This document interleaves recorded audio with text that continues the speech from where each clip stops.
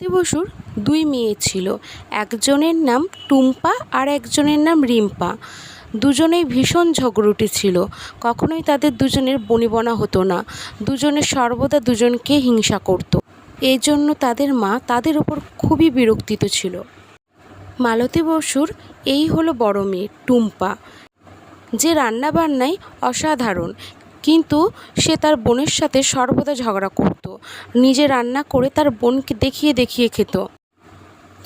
আর এই হলো ছোট মেয়ে রিম্পা, যে ভীষণ সুন্দর সাজতো আর অপরকেও সাজিয়ে দিতে পারতো, কিন্তু তার নিজের দিদিকেই সাজিয়ে দিত না। তাদের ঝামেলা প্রায় প্রতিদিনই হতো। একদিন শম্পা তার মাকে বলে, মা তাড়াতাড়ি খেতে দাও আমাকে।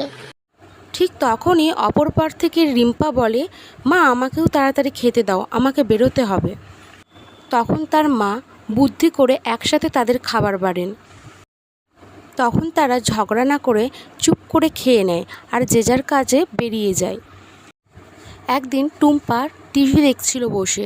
তখন শম্পা এসে টিভিটি বন্ধ করে দেয় আর বলে, এখন টিভি দেখতে হবে না, আমি এখন টিভি দেখব, তুই এখান দিয়ে যা।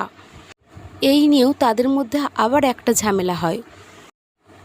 এই জন্য টুম্পা তার পরের দিনই আগে বাথরুমে যায় আর কিছুতেই বেরোয় না। শম্পা অনেকবার ডাকে তার দিদিকে। সে বলে তাকে এক্ষুনি একবার বাথরুমে যেতে হবে, একবার যেন সে বেরোয়, কিন্তু তার কথা শোনে না সে।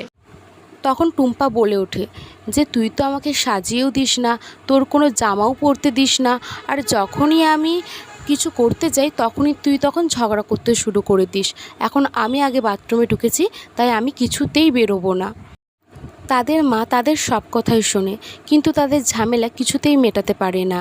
এই জন্য তিনি ভাবলেন যে এর একটা সমাধান করতেই হবে তাকে।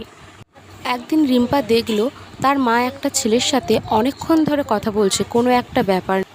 সেই লোকটা চলে যেতেই রিম্পা ছুটে যায় তার মায়ের কাছে আর জিজ্ঞাসা করে, মা তুমি কী নিয়ে কথা বলছো? তখন তার মা তাকে বলে যে, তোর দিদির বিয়ে দিয়ে দেবো, তোকে তো অনেক জ্বালাই, তাই না? তখন রিম্পা অনেক দুঃখী হয়ে পড়ে। তখন তার দিদির কথা মনে হয় যে তার দিদির সাথে সে এত ঝগড়া করে, কিন্তু চলে গেলে সে কার সাথে ঝগড়া করবে বা কাকেই বা ভালোবাসবে? সে তার দিদিকে অনেকই ভালোবাসে। তাই রিম্পা অপেক্ষা করে বসে থাকে তার দিদি কখন আসবে। তার দিদি আসলেই সে তার দিদিকে বলে যে, তোর যা জামা নেওয়ার নিয়ে নে, কিন্তু তুই আমার সাথে সবসময় থাক, আমার তোকে ছাড়া ভালো থাকবো না। তখন টুম্পা তো কিছুই বুঝতে পারে না। সে বলে, কি হয়েছে বোন?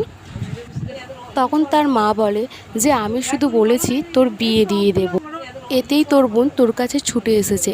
আসলে তোরা দুজন দুজনকে অনেকে ভালোবাসিস, দুজনকে ছাড়া থাকতেও পারবি না, কিন্তু তোরা সবসময় ঝামেলা করিস, এটা কখনোই উচিত না। এরপর থেকে তোরা মিলেমিশে থাকবি।